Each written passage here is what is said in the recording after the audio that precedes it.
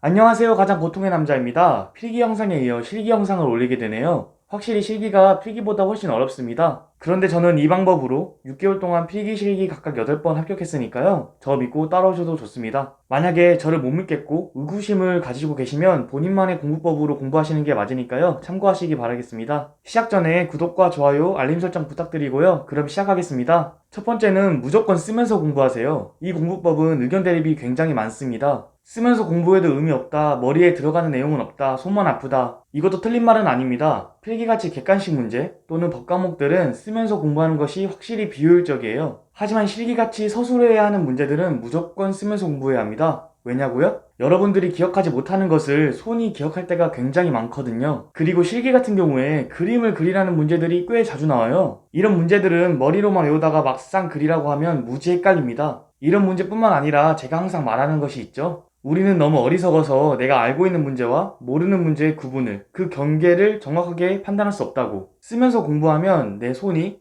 뇌가 미처 챙기지 못한 부분들의 공백을 메꿔줍니다. 정말이에요. 제가 얼마나 쓰면서 공부했는지 궁금하세요? 제가 소방설비기사랑 전기기사를 동시에 시험 칠 때 그 시험 치기 일주일 전 월요일에서 금요일 통째로 휴가를 쓰고 공부했다고 했었죠? 7일 동안 최소 이것보다 더 많은 이면지를 썼어요. 제가 그 당시엔 유튜브를 할 생각이 없어서 사진을 못 찍었었는데 확실한 것은 이것보다 더 많았습니다. 두 번째는 필기와는 다르게 실기에서는 계산 문제들을 무조건 다 맞출 각오로 공부하셔야 합니다. 필기에서는 계산 문제들이 어려웠었죠? 단답형들은 그래도 보기를 보면 어느 정도 감이 잡혀서 상대적으로 수월했을 거예요. 하지만 실기에서는 계산 문제를 틀린다? 그러면 그냥 떨어진다고 봐도 됩니다. 계산 문제는 똑같은 문제가 아니더라도 비슷한 유형의 문제들을 풀 수라도 있어요. 완벽하게 답을 맞추지 못하더라도 부분 점수는 받을 수 있다는 거죠. 그런데 단답 문제는 그냥 모르는 문제가 나오면 멍 때릴 수밖에 없어요. 아예 손도 대지 못하는 문제들이 나온다는 거죠. 이렇게 말도 안 되게 출제가 될 수 있는 이유는 60점이 합격이기 때문에 가능한 거예요. 세 번째는 본인이 시험 칠 시험의 난이도 정도는 파악하고 있어야 합니다. 난이도에 따라서 공부할 양이 달라지겠죠? 전기기사를 치는데 7개년을 공부한다던가 소방설비기사를 공부하는데 20개년을 공부한다던가 이러면 안 되잖아요. 네 번째는 운빨이라는 생각은 좀 접어두세요. 제가 예전 영상에서도 말했었는데 간혹가다, 아니 대부분의 사람들이 이 생각을 가지실 거예요. 어차피 어렵게 나오면 떨어진다. 내가 시험 볼 때 쉽게 나오면 붙는다. 틀린 말은 아닙니다. 물론 맞는 말도 아니죠. 시험 난이도에 따라서 합격률에 영향을 주는 건 당연한 겁니다.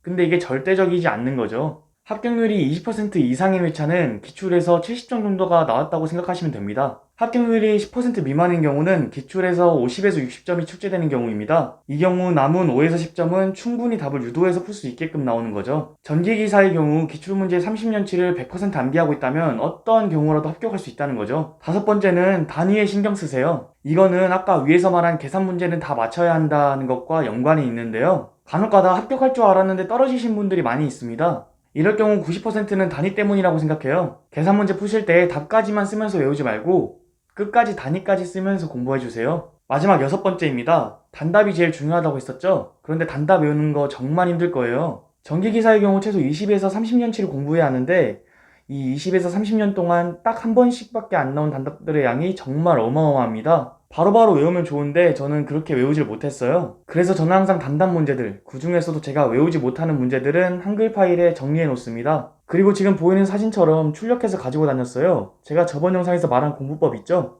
저걸 가지고 다니면서 틈틈이 암기했습니다.